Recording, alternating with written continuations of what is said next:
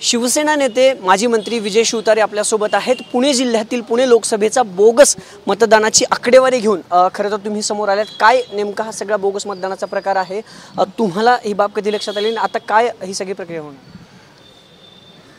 Final याद्या काही दिवसांपूर्वी जाहीर झाल्या आणि 5 तारखेपर्यंत अंतिम याद्या येणार होत्या।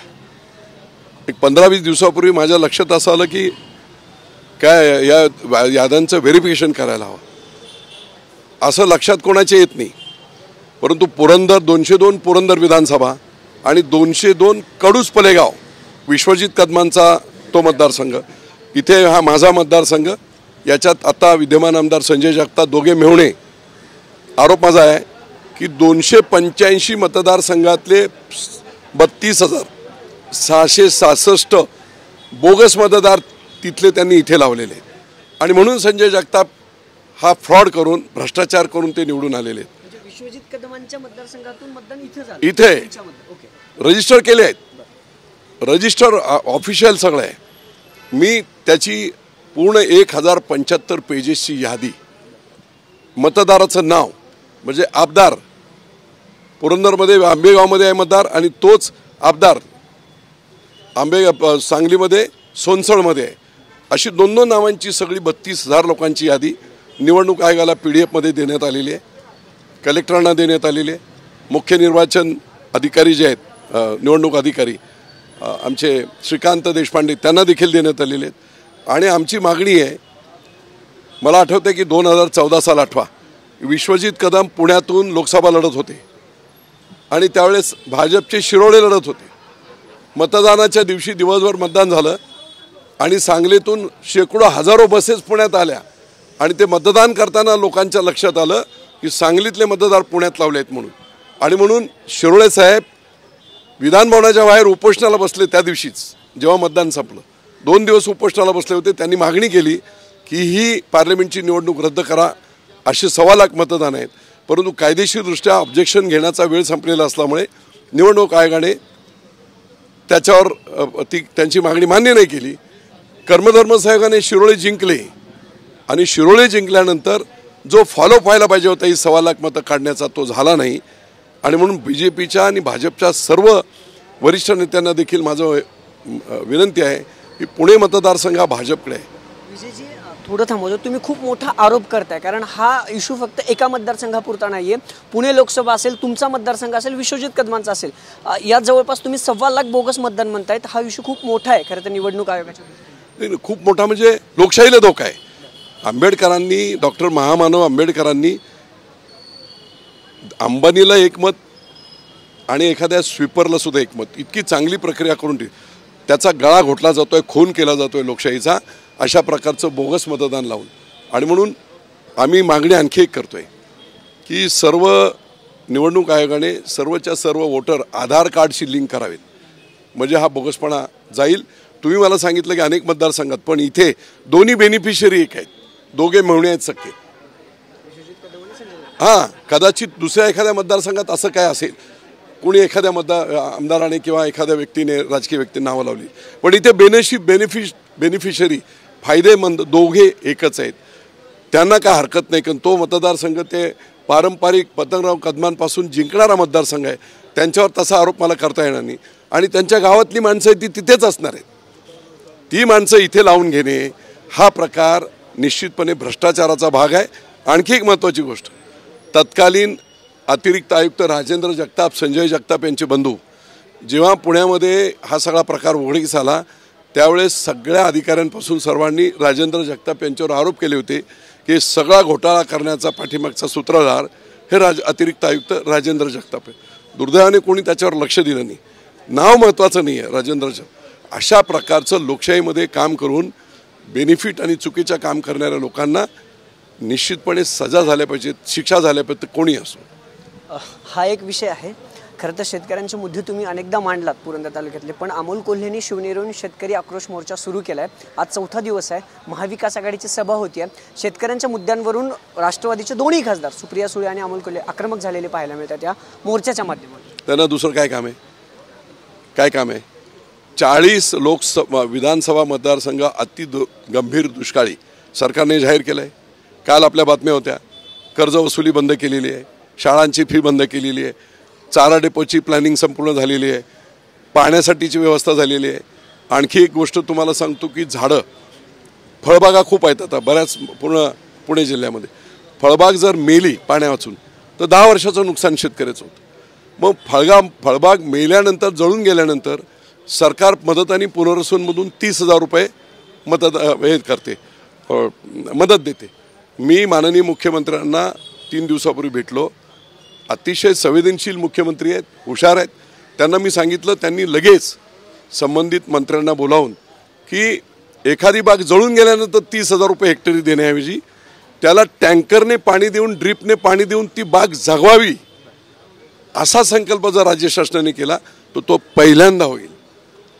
त्यामुळे आता माझ्याकडे पुरंदर उपसाचं पाणी आहे, मी तिथे टँकर भरून दिला तर पोमननगर किंवा शिवरीमधील किंवा पिंपळ्यातील शेतकरी लाखो फळझाड आहेत, ड्रिपने पाणी देतात. ते त्यांच्या टँकमध्ये 1 टँकर टाकला 2 आठवडे चालून जातील, पीकसुद्धा मिळेल आणि पुढच्या 10 वर्षाचं उत्पन्न मिळेल. अतिशय चांगल्या प्रकारे सरकार संवेदनशील पद्धतीने काम करते आहे. देवेंद्र फडणवीस असतील, आता दादा ग्रामीण भागातला दादा माणूस आहे, सहकारापासून शेतकऱ्यांपासून बारीक सारीक गोष्टी माहिती असलेला माणूस आहे, तो बरोबरीने दादा आहेत. त्यामुळे सरकार अतिशय चांगलं काम करते आहे. फक्त करायचं म्हणून काहीतरी आता केलं पाहिजे अशा प्रकारचं हे आहे असं माझं मत आहे. शेतकरी आक्रोश मोर्चात ज्या 2 लोकसभा मतदारसंघातून जातोय ना त्यात विधानसभा मतदारसंघ अनेक येतात. तुमचा देखील येतो. जेजुरीपासून आज मोर्चा पुढे आलाय, सभा होतीये. 3:30 वाजता संजय राऊत आहेत, तुमचे जुने सहकारी शरद पवार आहेत, बाळासाहेब थोरात आहेत. तुम्हाला कुठेतरी डॅमेज होईल सगळ्यांना पुणे जिल्ह्यात? काय अजिबात काय होणार. अहो शेतकरी आता इतके हुशार झाले आहेत. यांनी 75 वर्ष काय केले त्यांना माहीत आहे. 1 रुपयात विमा शेतकऱ्यांना कोणी दिला? यांनी दिला. 6,500 रुपये दरवर्षी केंद्र सरकार, राज्य सरकार 12,000 डायरेक्ट डीबीटीमधून.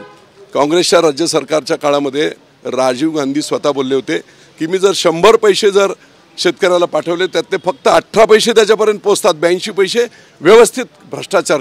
आता मोदी साहेबांनी जनधन अकाउंट केली, करोडो अकाउंट उघडली गेली आणि आता शेतकऱ्याला मिळणारा पैसा त्याच्या डायरेक्ट अकाउंटमध्ये एक डीबीटी डायरेक्ट बँक ट्रान्सफरमध्ये एका क्लिकवर मिळतो. भ्रष्टाचार त्यांनी संपवला. हे केलं आहे मोदी साहेबांनी. घरासाठी कोणी काम केलं का? करोडो घरं त्यांनी आता दिली. पुणे जिल्ह्यात 40,000 घरं गरिबांना, त्यातली 20,000 इम्प्लिमेंट झाली, 20,000 अजून बाकी आहेत. त्यामुळे हा प्रकार कॉमन लोकांना, गोरगरिबांना हाताशी घरांच्या बाबतीत असेल, त्यांच्या उज्ज्वला गॅस असेल, किती योजना, संजय गांधी योजना. शेतकरी आक्रोश मोर्चावरून तुम्हाला किंवा इतर तुमच्या आमदारांना फरक पडणार नाही? काही फरक पडणार नाही. मला त्यांना विचारायचं आहे की फक्त महाराष्ट्रामध्ये महाराष्ट्र शासन आपल्या द्वारीमध्ये जे डायरेक्ट बेनिफिशरी गोरगरीब शेतकरी आहेत त्यांची यादी घ्या माहितीच्या आधी. मी शरद पवारांना बोललो होतो, पवार साहेबांनी कुठेतरी बोलले होते, त्यावेळेस मी आदरणीय पवार साहेबांना असं म्हटलं होतं की पुणे जिल्ह्याची यादी माहितीच्या अधिकाऱ्याला घ्या, तुम्हाला कळेल सरकार काम करते की नाही.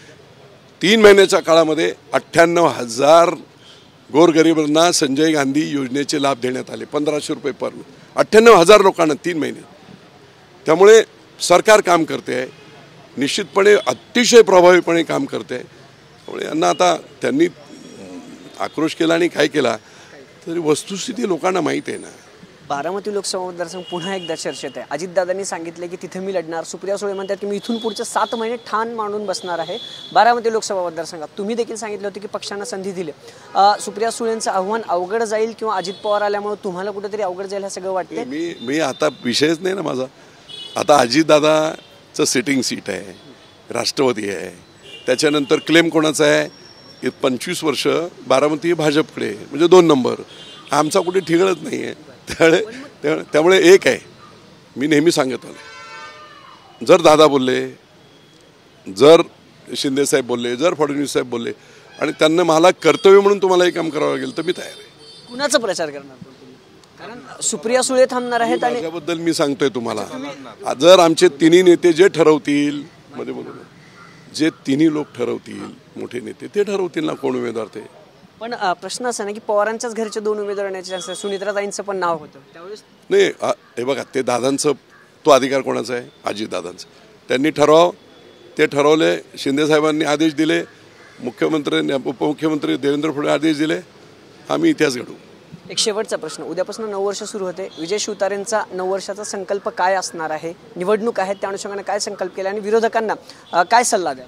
नाही, संकल्प माझा असा आहे की दुष्काळ प्रचंड आहे पुरंदरला, माझ्या व्यक्तिगत मतदारसंघात.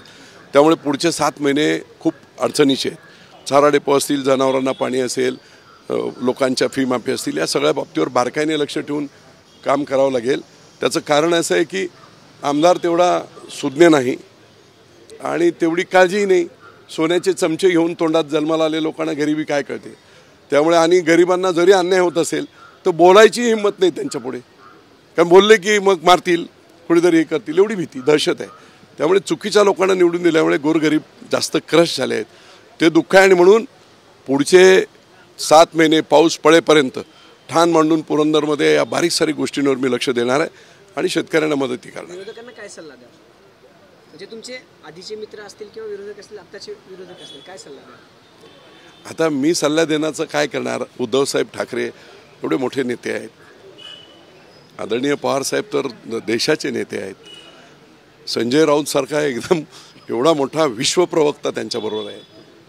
हां, त्याच्यानंतर मग आणखी आता काँग्रेसचे लोक, मी नाही काय बोलणार त्यांच्याबद्दल.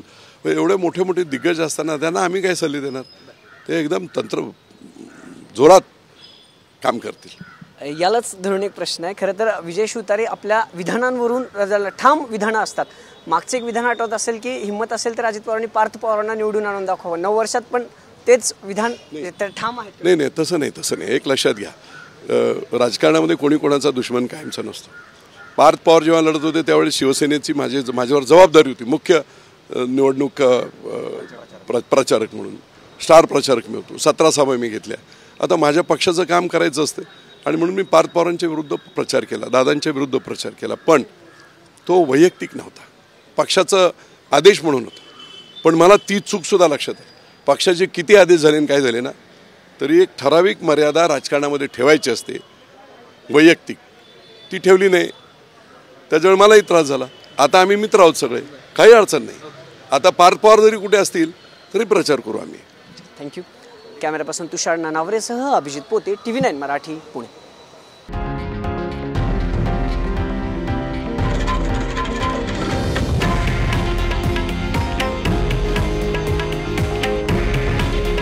हे आहे देशातील नंबर 1 न्यूज नेटवर्क आणि आपण पाहत आहात TV9 मराठी.